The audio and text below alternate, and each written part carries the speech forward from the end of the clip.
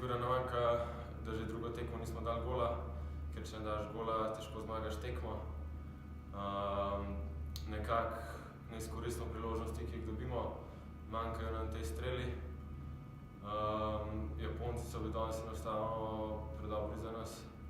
Tako da jaz mislim, da so oni zasluženo zmagali to tekmo in ta turnir. Mi pa moramo nekako popraviti odgovornost v obrambi, pa narediti to vlogo, ki nam trener da.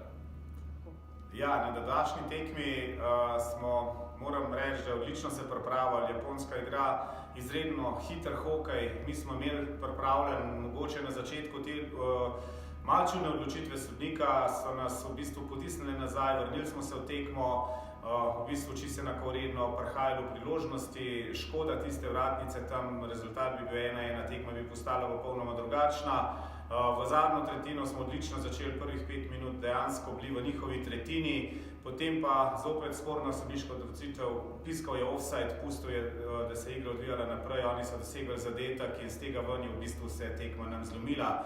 Žal nam ni uspelo, imamo težave z realizacijo, tako jutri proti tekmi z Avstrijo bomo to poskušali popraviti in zaključiti prvenstvo z zmago.